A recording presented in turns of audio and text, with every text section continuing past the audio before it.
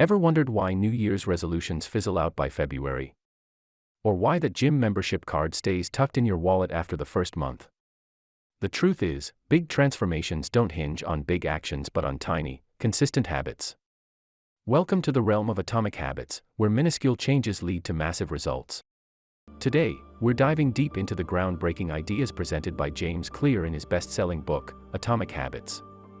By the end, you'll understand the science of habits and the art of making them work for you. First, let's bust a myth: success doesn't spring from monumental actions or dramatic overhauls. Instead, success is the product of daily habits, the tiny, unnoticed choices we make day in and day out. James Clear breaks this down with the 1% rule for improvement. Imagine if you got just 1% better at something each day. In 1 year, you'd be 37 times better. Conversely, if you got 1% worse each day, you'd nearly dwindle to zero. It's the power of compound growth. But why are habits so potent?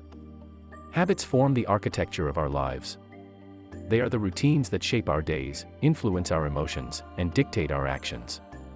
And most importantly, once set, they function on autopilot. Now, let's delve into the 4 central ideas Clear presents for habit formation. 1. Make it obvious. The cornerstone of habit formation. In the realm of personal growth and habit formation, this principle stands as a game changer. This fundamental idea is introduced by James Clear in his book and serves as the foundation for cultivating positive behaviors that stick. So, what does "make it obvious" really mean? It's rooted in the understanding that our brains are, more often than not, on autopilot. Most of our daily actions are driven by subconscious decisions rather than active choices. In this automated state, ambiguity becomes the enemy of action. If we're unsure about what to do next, chances are we won't do anything at all. Enter the power of clarity. By making the desired habit obvious, we set explicit cues that signal our brain to act. For instance, rather than having a vague goal like, "I want to read more," a more direct cue would be, "I'll read for 20 minutes at 8 p.m. in the living room daily." By being specific about the what, when, and where, we leave no room for ambiguity. Furthermore, visual cues are instrumental in making habits obvious. If you aim to drink more water, placing a water bottle on your work desk serves as a constant reminder. Similarly, laying out gym clothes the night before prompts a morning workout. In essence, Make It Obvious is about designing your environment and setting clear intentions to prompt the behaviors you want. By eliminating uncertainty and making the desired actions evident, you create a path of least resistance for your habits to flourish. 2. Make it attractive. The art of enticing habit formation. The allure of a habit is what pulls us towards it like a magnet attracting metal. In the book, James Clear delves deep into the principle of "make it attractive," emphasizing the role of desire in habit formation. Humans are inherently driven by the promise of pleasure or the aversion to pain. Our brains release dopamine, the feel-good neurotransmitter, not just when we experience pleasure, but intriguingly, even when we anticipate it. By making a habit attractive, we essentially tap into this dopamine-driven desire mechanism, which encourages us to act. The more appealing a habit is, the more likely it is that we'll gravitate toward it. One effective method to increase a habit's attractiveness is by using temptation bundling. This involves pairing a habit you want to develop with something you already enjoy. For instance, if you love listening to podcasts and want to develop a jogging habit, combine the two. This way, the allure of the podcast makes the act of jogging more enticing. Additionally, our social environment plays a pivotal role in determining what we find attractive. We are, by nature, tribal creatures. We're inclined to adopt habits that are approved by our social circle.